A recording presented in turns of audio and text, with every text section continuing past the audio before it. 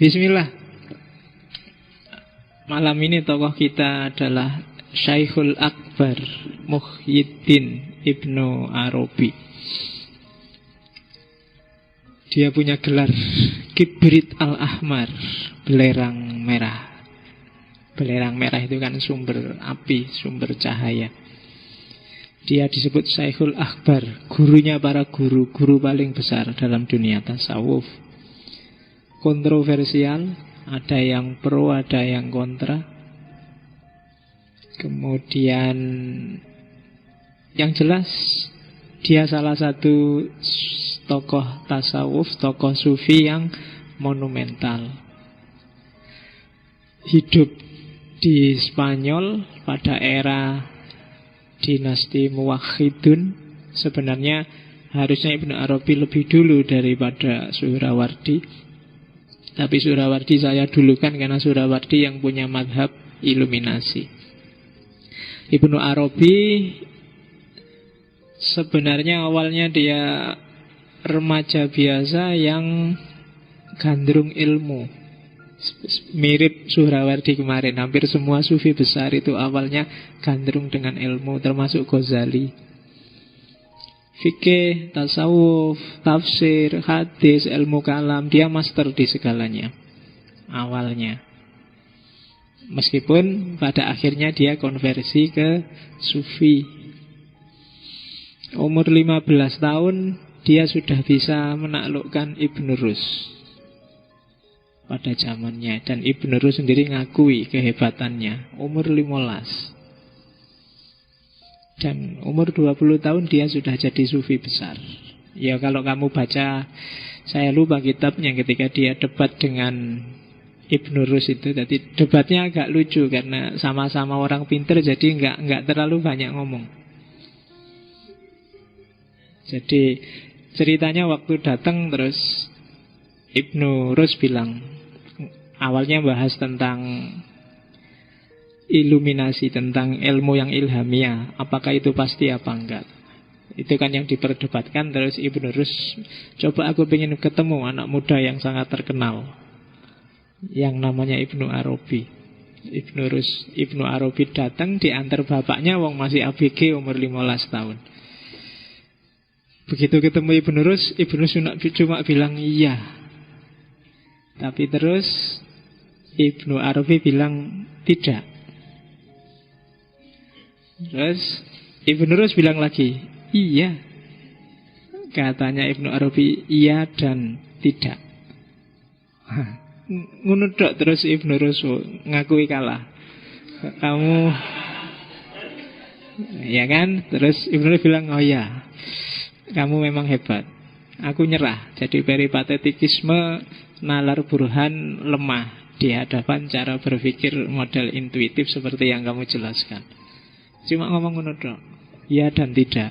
Ya tapi karena sama-sama pinter, jadi ngertilah yang dimaksud dari ya dan yang dimaksud dari tidak itu. Makanya di dunia sufi kan berlaku jargon al-alim bil alim kafa bil isyarah. Orang pinter sama orang pinter itu cukup dengan isyarat sudah ngerti karepnya. Tidak perlu terlalu banyak ngomong. Semakin banyak ngomong semakin menunjukkan sebenarnya kamu tidak pinter. Ya kan? Semakin gak pinter kan selalu kamu pingin maksudnya gimana? Maksudnya gimana? Kan selalu gitu. Tanya maksud terus, berarti gak pinter. Nah kalau orang-orang pinter cukup pakai isyarat, wis paham. Nah, jadi kayak kemarin itu kan di Suhrawardi itu justru pada puncaknya adalah diam. Karena orang paham itu diam. Kalau nggak paham dia masih cerewet. Sehingga kalau kalian belajar epistemologi Islam, beberapa teolog Mu'tazilah itu menambahkan bahwa di antara ciri kebenaran adalah sukunun nafas, tenang. Orang nemu kebenaran itu tenang. Ndak. Kok masih ganjel ya? Itu berarti belum ketemu. Dan kalau masih ganjel biasanya masih rewel, masih perlu diskusi, perlu debat, perlu nyari-nyari. Tapi begitu ketemu kebenaran biasanya masih tenang. Apalagi nyalah-nyalahkan orang lain, itu biasanya masih sangat jauh dari kebenaran. Karena pasti orang yang nyalah-nyalahkan orang lain itu ingin menunjukkan bahwa aku benar. Sebenarnya itu pembuktian terbalik kayak KPK itu kan. Jadi untuk menunjukkan aku benar harus ditunjukkan orang lain salah. Kan gitu caranya. Jadi tidak positif aku benar dan tak tunjukkan benarku, tapi aku benar karena yang lain salah. Maka yang dilakukan terus nunjuk-nunjuk orang, kamu murtad, kamu kafir, kamu, untuk menunjukkan bahwa yang mukmin yang kayak aku gini loh. Ah itu ya kan kayak KPK, pembuktian terbalik. Oke, Ibnu Arabi umur 20 dikenal sudah sebagai sufi besar. Lahirnya karena memang dia dari keluarga sufi. Ayahnya orang biasa, petani tapi sufi. Ayahnya ini dikenal sangat rajin sholat malam. Kalau pas lagi males-males apa ngantuk, ceritanya kalau bapaknya Ibnu Arabi ini mukuli kakinya sendiri biar nggak males sholat malam. Itu ayahnya Ibnu Arabi. Adiknya ayahnya, pamannya yang kedua itu PNS. Oh, apa PNS itu? Pegawai kerajaan. Pegawai kerajaan yang konversi jadi sufi setelah ketemu seorang sufi. Jadi PNS-nya dilepaskan, terus berubah jadi sufi. Yang terakhir jadi sufi itu saudara ayahnya yang ketiga. Dia jadi sufi umur 80 tahun. Sebabnya jadi sufi karena dikasih tahu anak kecil. Bayangkan kakek-kakek umur 80 tahun dimarahi anak kecil dan terus jadi sufi. Itu pamannya Ibnu Arabi yang ketiga. Dan dia sendiri nantinya jadi Ibnu Arabi sampai umur belasan tahun ya masih kayak kalian ya. Kalian wis likuran ya. Ibnu Arabi belasan ABG masih seneng-seneng, masih suka hura-hura. Makanya kisah tobatnya Ibnu Arabi dari ABG biasa jadi sufi itu jadi satu ketika dia sedang makan-makan sama teman-temannya, main-main musik, nongkrong-nongkrong, tiba-tiba ada suara, wahai Muhammad, nama lengkapnya kan Muhammad bin siapa itu, apakah untuk ini engkau diciptakan? Jadi dia dengar suara seperti itu, terus kaget. Dari situ terus dia pulang, terus merenung, dan dimulailah karir kesufiannya. Karena setelah merenung itu kila dia mengalami musyahadah yang pertama. Dan musyahadahnya yang pertama itu dia merasa ditemui oleh 3 orang nabi sekaligus. Yang pertama Nabi Musa, yang kedua Nabi Isa, dan yang ketiga Nabi Muhammad. Itu simbol dari 3 agama besar pada zamannya.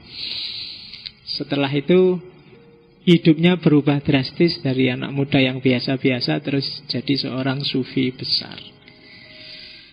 Ya kamu boleh menginspirasi kisah Ibnu Arabi ini untuk hidupmu sendiri. Kalau pas lagi ngapa-ngapain, lagi gak karu-karuan, nah, bayangkan aja kamu dapat peringatan, wahai anak muda, ya apa untuk ini kamu diciptakan itu. Gitu kan. Biar kamu gak kebacut, gak keterlaluan kalau pas lagi kumat. Jadi sekali-sekali diingatkan dirinya sendiri. Pikiran-pikirannya Ibnu Arabi sangat kontroversial. Menulis buku sekitar 200-an. Yang paling terkenal kan 2, Futuhat Makkiyah sama Fususul Hikam. Kalau Fususul Hikam sekitar 29 bab, kalau Futuhat Makkiyah itu sekitar 560 bab. Ya. Futuhat Makkiyah itu katanya Ibnu Arabi sendiri itu ilham langsung dari Allah. Kalau Fususul Hikam itu dikasih oleh Nabi Muhammad. Jadi dia mengalami ekstase semacam mimpi, terus sama Nabi, sebarkan ajaran ini untuk umatku. Dan itu lahirlah Fususul Hikam. Yang selama ini dikaji di sini itu Tarjumanul Aswaq, salah satu karyanya. Isinya tentang cinta ketuhanan. Yang ngaji pasti mengikuti. Kalau ini Tarjumanul Aswaq itu inspirasi dari perempuan-perempuan yang ditemui oleh Ibnu Arabi di Mekah. Mungkin sudah dapat kalian di Tarjumanul Aswaq ya. Jadi satu ketika dia naik haji ke Mekah, terus tinggal di rumah seorang guru namanya Syekh Abu Suja. Dan saat itulah dia ketemu 3 orang perempuan. 3-tiganya sufi, tapi cantik-cantik. Iya.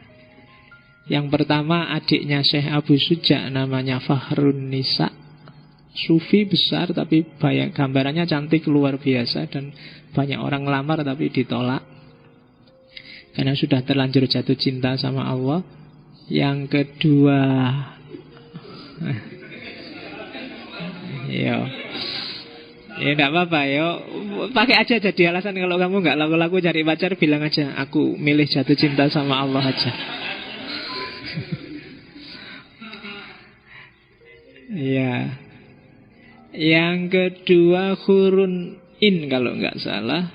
Ini pas Ibnu Arabi tawaf, tiba-tiba di belakangnya ada perempuan cantik luar biasa. Dan akhirnya selesai tawaf, diajak ngobrol, asli Persia, tapi terus perempuan ini pergi. Dan Ibnu Arabi terbayang-bayang terus sama perempuan ini. Dan yang ketiga, yang banyak disebut di syair-syairnya adalah Syaikhah Nizami. Ini anaknya Abu Suja. Idola saat itu. Sampai digelari Syaikhah Al-Haramain. Jadi putri 2 Haramain, Masjid Nabawi dan Masjidil Haram. Dan nanti banyak puisi-puisi itu arahnya ke mereka, tapi sebenarnya Ibnu Arabi maksudnya ke cinta ketuhanan, cuma pakai simbol nama-nama perempuan itu. Dan orang yang hanya baca Tarjumanul Aswaq dan nggak paham, kayak para ulama fikih zaman dulu, terus menuduh Ibnu Arabi itu, Ibnu Arabi itu rodo agak cabul, agak woman, agak suka perempuan, agak itu. Tapi terus nanti Ibnu Arabi nulis syarahnya. Nah, saya agak lupa nama syarahnya, tapi yang belakang judulnya ada taklik. Syarahnya Tarjumanul Aswaq. Itulah yang ditulis sendiri oleh Ibnu Arabi untuk menafsirkan apa sih maksud puisi-puisi cinta, simbol-simbol cinta yang ada di Tarjumanul Aswaq. Itu yang kamu kaji tiap hari. Hari apa? Saya lupa. Malam Jumat ya. Diikuti aja, enggak apa-apa. Apalagi ya yang perlu tak ceritain. Kalau karomah banyak Ibnu Arabi. Sebelum masuk ke pikirannya, biar kamu ngerti dulu seperti apa orang kayak Ibnu Arabi. Ibnu Arabi digambarkan pinter luar biasa. Tidak cuma sufi, fikih, kalam, tasawuf dia pinter. Sehingga ada satu cerita, satu ketika dia naik kapal. Tiba-tiba ada badai. Ini cerita awal pertemuannya dengan Nabi Khidir. Tiba-tiba ada badai. Orang-orang di kapal panik semua. Terus bilang ke Ibnu Arabi, Syekh, sampean kan sufi besar, mbok berdoa biar badainya berhenti. Terus Ibnu Arabi, ya wis enggak apa-apa. Dia naik ke atas tiangnya kapal, terus bilang, wahai lautan kecil, tunduklah pada laut yang besar. Aku adalah laut yang besar dan kamu hanya laut yang kecil. Itu sebenarnya manifestasi teorinya kan, mikrokosmos dan makrokosmos. Dan lautnya tunduk, tapi begitu lautnya tunduk muncul ikan besar yang bisa ngomong. Iya, ikannya ini bilang, oke, laut aman tapi kapalmu nggak aman sebelum kamu bisa jawab pertanyaanku. Iya, ujian. Ini diceritain juga. Dan pertanyaan ikan ini agak khas. Pertanyaan fikih. Fikih itu kan so aneh-aneh pertanyaannya. Katanya si ikan, jawab 2 pertanyaanku. Berapa lama, ini pertanyaan fikih, berapa lama yang pertama iddahnya perempuan yang suaminya jadi kera. Yang kedua, berapa lama iddahnya perempuan yang suaminya jadi batu. Judek ya fikih. Cuma karena Ibnu Arabi ini pinter ya, usul fikihnya jalan. Dan dia jawab, perempuan yang ditinggal mati perempuan yang suaminya jadi kera, iddahnya kayak iddah cerai. Jadi kayak perempuan yang dicerai suaminya. Karena begitu suaminya jadi kera kan otomatis talak jatuh.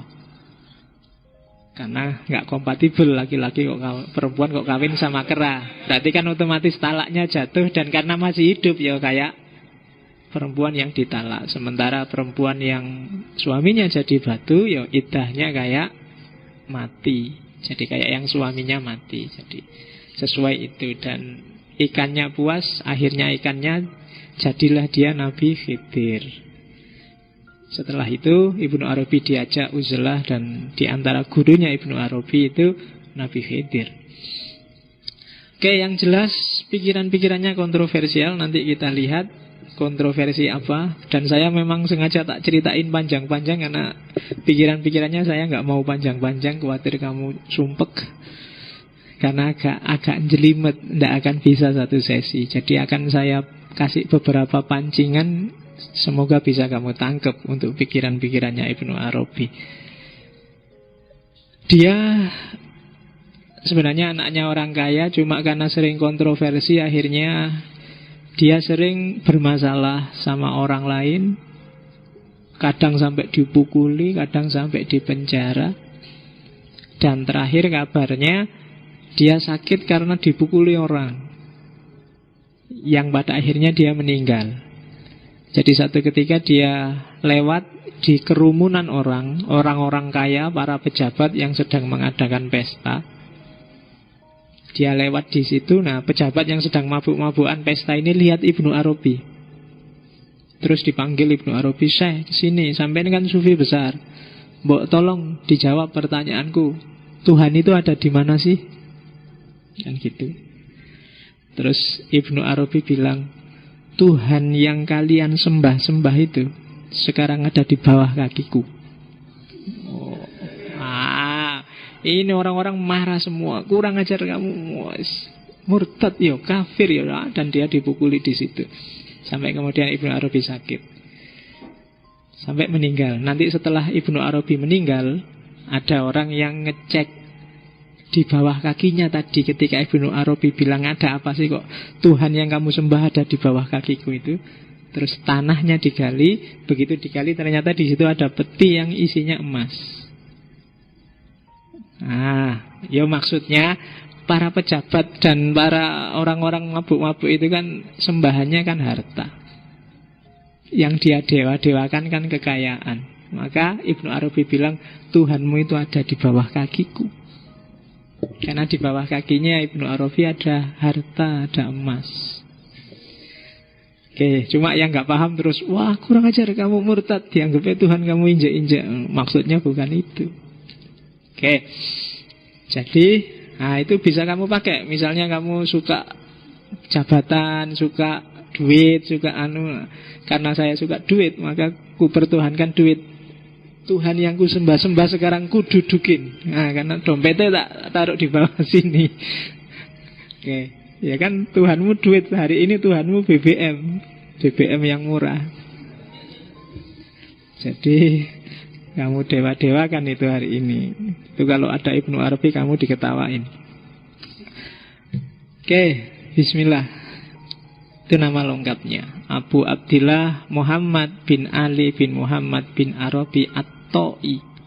Ta'i itu nama suku, Hatimi nama tempat. Lahirnya di Mursia, Andalusia. Gelarnya Muhyiddin, orang yang menghidupkan agama. Itu tak sebut satu guru-gurunya, guru sufinya saja itu ada 55 orang. Sufi besar. Dia tidak bikin torekot tertentu, tapi nanti para pengikutnya, murid-muridnya, orang yang suka dengan ajaran-ajarannya, mendirikan satu aliran, satu torekot yang dikenal dengan nama Akbariyah. Diambil dari gelarnya Syekhul Akbar. Jangan salah, dalam sejarah Islam ada dua nama Ibnu Arabi. Kadang-kadang Ibnu Arabi yang ini dikasih Ibnul Arabi. Tapi kadang-kadang juga tidak dikasih, karena memang ada dua orang yang sama-sama namanya Ibnu Arabi, yang sama-sama sufi sebenarnya. Meskipun Ibnu Arabi yang satunya Awalnya adalah pejabat pemerintahan di Andalusia. Awalnya adalah qadhi, ahli fikih.